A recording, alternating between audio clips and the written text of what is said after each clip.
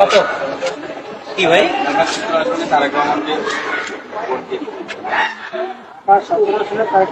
বিএনপির তরফ থেকে আসছেন? আচ্ছা, তা আমি কি কিছু কথা বলতে পারি? আমার প্রশ্ন হচ্ছে, মানুষ বিএনপিকে কেন ভোট দিবে? কেন ভোট দিবে, কেন দিবে না? কেন দিবে না? ও, মানে আপনি আমাকে পাল্টা প্রশ্ন করলেন। আচ্ছা, কেন দিবে না?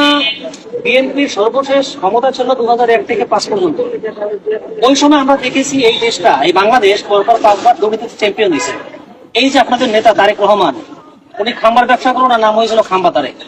উনি গ্রামগঞ্জে খাম্বা স্থাপন করছেন, কিন্তু কারেন্টের তার এখনো দেয় নাই। এটা আপনি গ্রামগঞ্জে গেলে এখনো পাবেন। এবং বিদ্যুৎ খাতে দুর্নীতি ছিল। তারপরে হচ্ছে একযোগে সারা দেশে সিরিজ বোমা হামলা হয়েছিল। তারপর হচ্ছে আওয়ামী লীগের উপর গ্রেনেড বোমা হামলা হয়েছিল।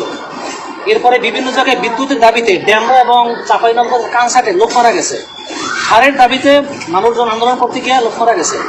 ঠিক আছে, তো এত কিছুর পরেও আপনি বলেন মানুষ কেন বিএনপির ভোট দেবে? এবং আরো কথা বলি আমি, আপনার সময় আছে?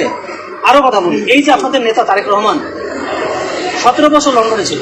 17 বছর লন্ডন থেকে আসার পরে উনি এখন বলতেছে যে 17 বছরে উন্নয়ন হয় না, শুধু দুর্নীতি হয়েছে। এই যে এত দেশের উন্নয়ন হয়েছে, এগুলোকে আপনি দেখেন না? আপনার নেতা দেখেন না? এবং আপনার নেতা যেদিন আসছে সেদিন আপনার নেতা বলছিল যে বাংলাদেশ চেঞ্জ হয়েছে। সে নিজেই তো বলতেছে চেঞ্জ হয়েছে, তাহলে সে আবার কিভাবে বলে 17 বছর উন্নয়ন হয় না? আপনি বিএনপি করতে পারেন ভাই, বিএনপির ক্যাম্পিং করেন, সমস্যা নাই, কিন্তু সত্যতা আপনাকে বলতে হবে। উনি বরাবর মিথ্যা করতেছে। ওনার নামে কেন ভোট দেবে বলেন?